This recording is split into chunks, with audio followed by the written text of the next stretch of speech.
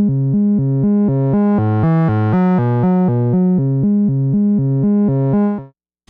right, welcome back to another episode of the MiniBrute Cookbook tutorial series that I'm doing, where we go through the MiniBrute 2 cookbook and we check out all the recipes, we see how they taste, play around with them, have some fun, see what we can come up with.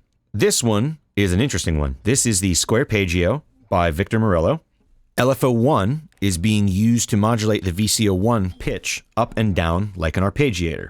The tricky part is to set the VCO1 FM knob so that it plays one octave above and below. Slow down LFO1 and use a tuner if needed. So it sounds a little something like this.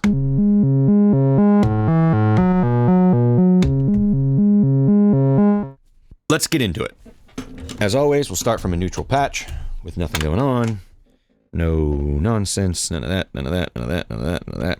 There's not a ton of stuff going on in this one. It's pretty straightforward, but it's just really nice and clean and tasty the way it works. So, as always, we need to start with some sound, right? So we need square wave and triangle wave, basically all the way up. All right, we're gonna put the filter about halfway on low pass mode for now. And I mean, that's where it's gonna be anyway, but just put it there for now anyway. So let's get a little bit of the tasty. We got a little bit of metallizer. A little bit of pulse width modulation. Now there's our sound. So now we're going to start messing with it. First thing we're going to do. Oh, well, you know what? I didn't put any resonance or use the AT1 cutoff, the pressure modulation.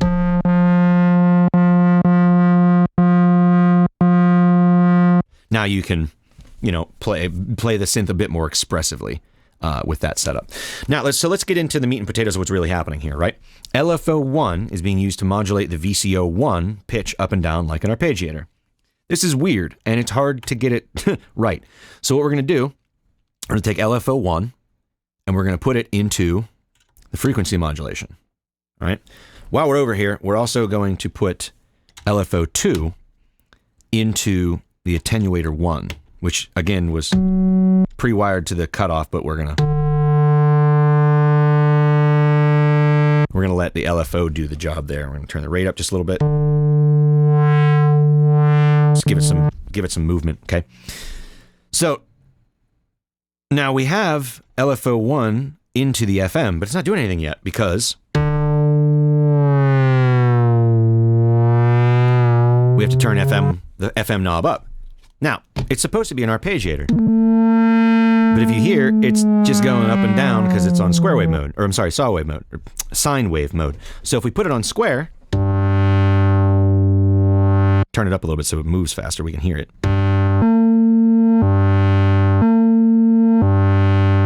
Right? So those two notes that it's bouncing back and forth between are not pitched together. They need to be. So what we're going to do, I'm going to take the pitch down a little bit.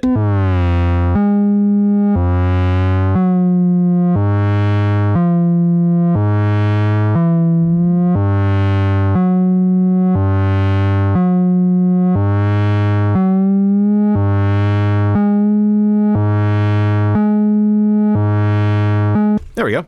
So all you're really looking for is just to get them close, right? It doesn't necessarily need to be like on an actual pitch, because like as long as they're together, you can adjust the global tune to tune the whole thing to where it needs to be.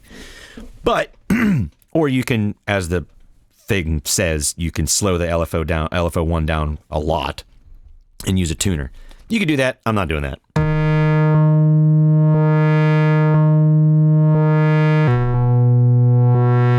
Alrighty.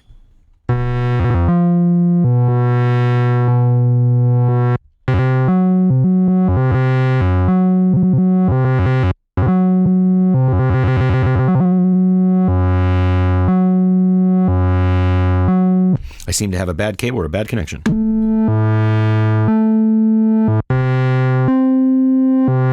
Either way, you can hear that it's working now, right?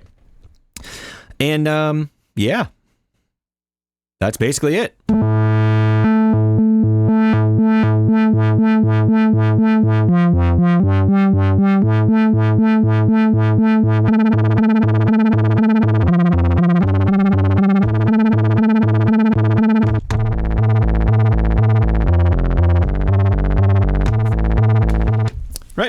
There you go. Pretty simple, right?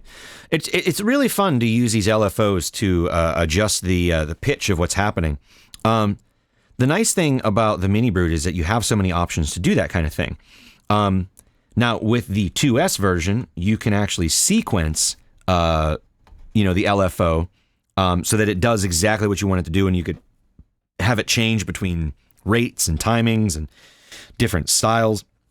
There's a lot of different stuff that you can do with the 2S that I don't think that you can do with the keyboard version of it. So, one of them being that LFO thing, which I will cover in another video eventually. But the last couple presets, the last couple recipes we've been doing have had the LFO in it as part of the modulation source for the pitch of the sound. So, we're really getting some practice with using things in ways you wouldn't normally think to use them. You know what I mean? So, as always, experiment, play around, have fun, be a good person, and we'll see you in the next video.